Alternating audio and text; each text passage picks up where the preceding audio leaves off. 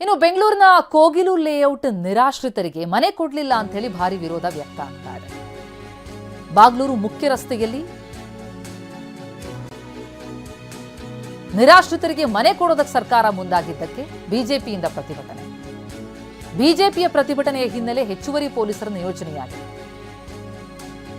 ಮಾನವೀಯತೆಯ ದೃಷ್ಟಿಯಿಂದ ಅವರಿಗೆ ಮನೆ ಕೊಡ್ತಾ ಇದ್ದೀವಿ ಅಂತ ಹೇಳಿ ಸರ್ಕಾರ ಹೇಳಿತು. ಆದರೆ ಇದು ಈ ಬಗೆಯ ನೀತಿ ಅಂತ ಹೇಳಿ ಬಿಜೆಪಿ ಆರೋಪಿಸಿದೆ.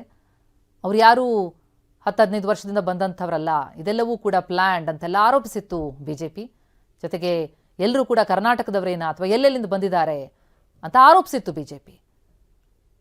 ಹೀಗಾಗಿ ಪ್ರತಿಭಟನೆಗೆ ಮುಂದಾಗಿದೆ. ಪ್ರತಿಭಟನೆ ಹಿನ್ನೆಲೆ 6ಕ್ಕೂ ಹೆಚ್ಚು ಕೆಎಸ್ಆರ್ಪಿ ತುಕಡಿ, 1000ಕ್ಕೂ ಹೆಚ್ಚು ಸಿಬ್ಬಂದಿ, ಹೆಚ್ಚುವರಿ ಬಿಎಂಟಿಸಿ ಬಸ್ ಅನ್ನು ಕೂಡ ಪೊಲೀಸರು ಕರೆಸಿಕೊಂಡಿದ್ದಾರೆ. ಅಹಿತಕರ ಘಟನೆ ನಡೆಯದಂತೆ ಮುಂಜಾಗ್ರತಾ ಕ್ರಮವನ್ನು ಕೈಗೊಳ್ಳಲಾಗಿದೆ.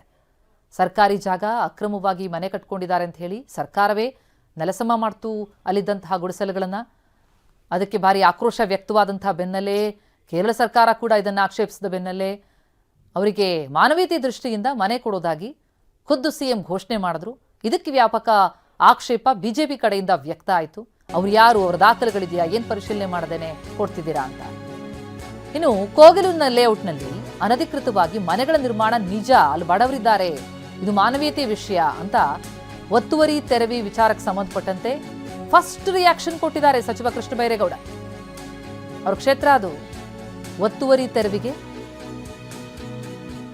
ಕೃಷ್ಣ ಬೈರೇಗೌಡರ ಮೊದಲ ಪ್ರತಿಕ್ರಿಯೆ. ಅಧಿಕೃತವಾಗಿ ಸರ್ಕಾರ ಬಿಬಿಎಂ ಸರ್ಕಾರಿ ಜಾಗ, ಅದರಲ್ಲೂ ಸರ್ಕಾರದಲ್ಲಿ ರೆವಿನ್ಯೂ ಡಿಪಾರ್ಟ್ಮೆಂಟ್ದು ಜಾಗ ಅಲ್ಲ, ಇದು ಬಿಬಿಎಂಪಿ ಜಾಗ.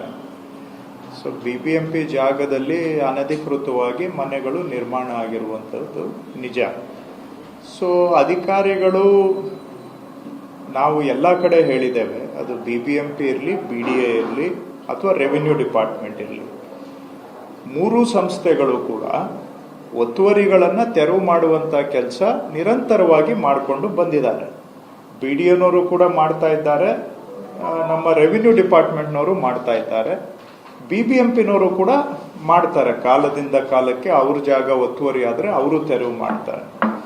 ಇಲ್ಲಿ ಒತ್ತುವರಿಯನ್ನು ತೆರವು ಮಾಡಿದ್ದಾರೆ.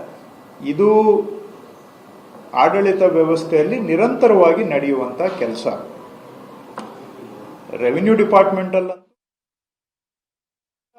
ಈಗ ಅವರು ರಾಜಕೀಯ ಎಲ್ಲದಕ್ಕೂ ರಾಜಕೀಯ ಬರೆಸ್ತಾರೆ ಅಂತೇಳಿ ನಾನು ರಾಜಕೀಯ ಬರೆಸ್ಲಿಕ್ಕೆ ಹೋಗೋದಿಲ್ಲ. ಬಿಜೆಪಿಯಲ್ಲಿ ಇದ್ದವರು, ಬಿಜೆಪಿಯಲ್ಲಿ ಇರೋರು ಈ ಅಕ್ರಮದಲ್ಲಿ ಭಾಗಿಯಾಗಿದ್ದಾರೆ. ಅತಿಕ್ರಮಣ ಆಗಲಿಕ್ಕೆ ಅವರೆಲ್ಲ ಕಾರಣಕರ್ತರಾಗಿದ್ದಾರೆ. ಇದು ಕೂಡ ನಾನು ಹೇಳಿದ್ರೆ ಪ್ರೇರಿತ ಆಗತ್ತೆ. ಇದು ಪೊಲೀಸ್ನವರು ಎನ್ಕ್ವೈರಿ ಮಾಡಬೇಕು ಅಂತ ಮುಖ್ಯಮಂತ್ರಿಗಳು ಹೇಳಿದ್ದಾರೆ. ನಾನು ಪೊಲೀಸವ್ರಿಗೆ ಹೇಳ್ತೇನೆ, ಯಾರ್ಯಾರು ಇದರಲ್ಲಿ ಹಿಂದ್ಗಡೆಯಿಂದ ಭಾಗಿಯಾಗಿ ವ್ಯವಸ್ಥಿತವಾಗಿ ಸರ್ಕಾರಿ ಜಮೀನನ್ನ ದೋಚುವಂತ ಪ್ರಯತ್ನ ಮಾಡಿದ್ದಾರೆ, ಅವ್ರ ಮೇಲೆ ಕ್ರಮ ಆಗಬೇಕು. ಇಲ್ಲ ಅಂತ ಹೇಳಿದ್ರೆ ಇವರು ಮಾಡಬಾರ್ದ ಕೆಲಸ ಮಾಡಿಬಿಟ್ಟು ಇಲ್ಲಿ ಬಂದು ಏನೋ ವಿಕ್ಟಿಮ್ಸ್ ಅನ್ನೋ ರೀತಿ ನಡ್ಕೊಳ್ಳುವಂತಹದ್ದು ಕೂಡ ಇದು ಸಾರ್ವಜನಿಕರ ಹಿತದಲ್ಲಿ ಇಲ್ಲ. ಅದರಲ್ಲಿ ಬಿಜೆಪಿಯ ಕಾರ್ಯಕರ್ತರು ಕೂಡ ಇದ್ದಾರೆ. ಅದು ಯಾರೇ ಇರಲಿ, ಅದು ಬಿಜೆಪಿ ಇರ್ಬೋದು, ಮತ್ತೊಂದು ಪಾರ್ಟಿ ಇರ್ಬೋದು, ಇಲ್ಲಿ ಪಾರ್ಟಿ ವಿಷಯ ಬರೋದಿಲ್ಲ. ಆದರೆ ಈ ರೀತಿಯಾಗಿ ವ್ಯವಸ್ಥಿತವಾಗಿ ಸರ್ಕಾರಿ ಜಮೀನನ್ನ ಲಪ್ಟಾಯಿಸುವಂತ ಪ್ರಯತ್ನ ಮಾಡೋರ ಮೇಲೆ ಕ್ರಮ ಆಗ್ಬೇಕು. ಈಗ ಅವರು ರಾಜಕೀಯ ಎಲ್ಲದಕ್ಕೂ ರಾಜಕೀಯ